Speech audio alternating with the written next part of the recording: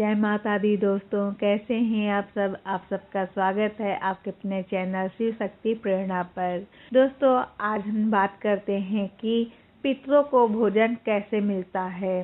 दोस्तों, प्रायः कुछ लोग यह शंका करते हैं कि श्राद्ध में समर्पित की गई वस्तुएं पितरों को कैसे मिलती हैं। कर्मों की भिन्नता के कारण मरने के बाद गतियां भी भिन्न भिन्न होती हैं। कोई देवता, कोई पितर, कोई प्रेत, कोई हाथी, कोई चींटी, कोई वृक्ष और कोई तृण बन जाता है।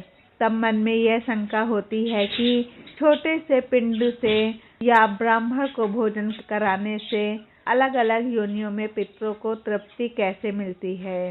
इस शंका का स्कंद पुराण में बहुत सुंदर समाधान मिलता है। जहाँ एक बार राजा करदम ने महायोगी महाकाल से पूछा, मनुष्यों द्वारा पितरों के लिए जो तर्पण या पिंडदान किया जाता है तो वह जल, पिंड आदि तो यहीं रह जाता है।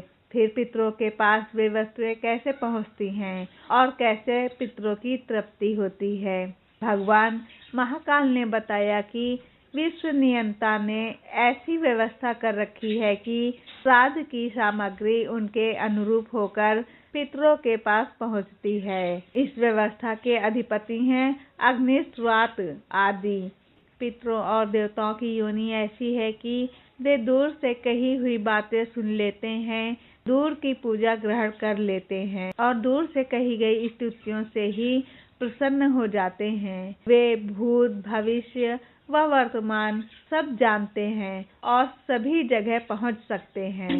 5 तंत्र मात्राएं मन, बुद्धि, अहंकार और प्रकृति, इन 9 तत्वों से उनका शरीर बना होता है और इसके भीतर 10वें तत्व के रूप में साक्षात भगवान पुरुषोत्तम उसमें निवास करते हैं।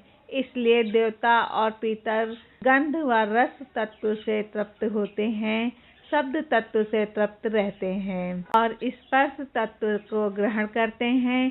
पवित्रता से ही वे प्रसन्न होते हैं और वर देते हैं। पितरों का आहार अन्न, जल का सार तत्व जैसे मनुष्यों का आहार अन्न है, पशुओं का आहार तृण है, वैसे ही पितरों का आहार अन्न का सार तत्व यानी गंध और रस है।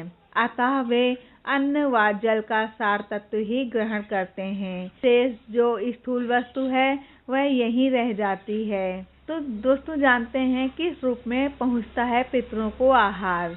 नाम व गोत्र के उच्चारण के साथ जो अन्न, जल आदि पितरों को दिया जाता है, विश्वदेव एवं अग्निस्वात यानी दिव्य पितर हव्य कव्य को पितरों तक पहुंचा देते हैं। यदि पितर देव योनि को प्राप्त हुए हैं, यानी कि कोई देह उन्होंने प्राप्त कर लिया है, तो यहाँ दिया गया अन्न उन्हें अमृत होकर प्राप्त होता है। यदि गंधर्व बन गए हैं तो वह अन्न उन्हें भोगों के रूप में प्राप्त होता है। यदि पशु योनि में है तो वह अन्न तृण के रूप में प्राप्त होता है। यदि वे नाग योनि में है तो उन्हें वो वायु रूप में प्राप्त होता है।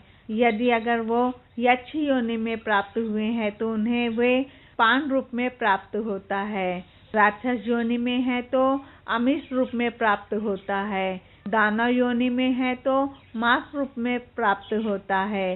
प्रेत योनि में है तो रुधिर रूप में प्राप्त होता है और मनुष्य बन जाने पर भोगने योग्य तृप्ति कारक पदार्थों के रूप में प्राप्त होता है। मित्रों, जिस प्रकार बछड़ा झुंड में अपनी माँ को ढूंढ ही लेता है, उसी प्रकार नाम, गोत्र, हृदय की भक्ति एवं देश काल आदि के सहारे दिए गए पदार्थों को मंत्र पितरों के पास पहुँचा देते हैं। जीव चाहे सैकड़ों योनियों को भी पार क्यों न कर गया हो, तृप्ति तो उनके पास पहुँच ही जाती है। श्राद्ध में आमंत्रित ब्राह्मण पितरों के प्रतिनिधि रूप में होते हैं। एक बार पुष्कर में श्री रामचंद्र जी ने अपने पिता दशरथ जी का श्राद्ध कर रहे थे। राम जी जब ब्राह्मणों को भोजन कराने लगे तो सीता जी वृक्ष की ओट में खड़ी हो गईं। ब्राह्मण भोजन के बाद राम जी ने जब सीता जी से इसका कारण पूछा तो वे बोली, मैंने जो आश्चर्य देखा उसे मैं आपको बताती हूँ। आपने जब नाम गोत्र का उच्चारण कर अपने पिता, दादा आदि का आवाहन किया तो वे यहाँ ब्राह्मणों के शरीर में छाया रूप में सटकर उपस्थित थे। ब्राह्मणों के शरीर में मुझे अपने ससुर आदि पितृगण दिखाई दिए।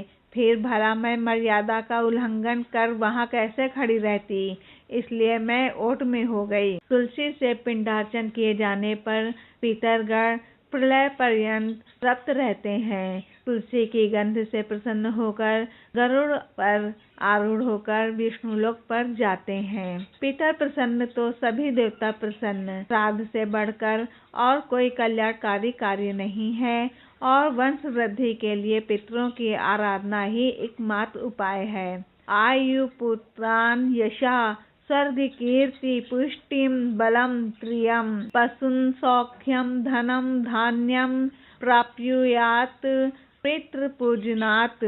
यमराज जी का कहना है कि श्राद्ध करने से मिलते हैं ये 6 पवित्र लाभ।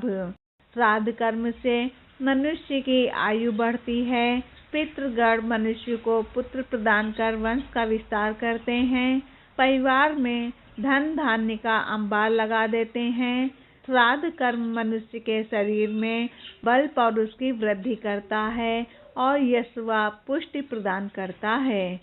पितरगण स्वास्थ्य, बल, श्रेय, धन धान्य आदि सभी सुख, स्वर्ग व मोक्ष प्रदान करते हैं। श्रद्धा पूर्वक श्राद्ध करने वाले के परिवार में कोई क्लेश नहीं रहता, वरन वह समस्त जगत को तृप्त कर देता है। तो दोस्तों, ये तो रही श्राद्ध और पितरों को भोजन देने से जुड़ी जानकारी। आपको मेरा वीडियो कैसा लगा कमेंट करके बताएं और अभी तक आपने मेरे चैनल को सब्सक्राइब नहीं करा तो प्लीज़ मेरे चैनल को सब्सक्राइब करें ताकि मेरे आने वाले वीडियो आपको ऐसे ही मिलते रहें। अब मिलते हैं अपने नए वीडियो में, तब तक के लिए जय माता दी।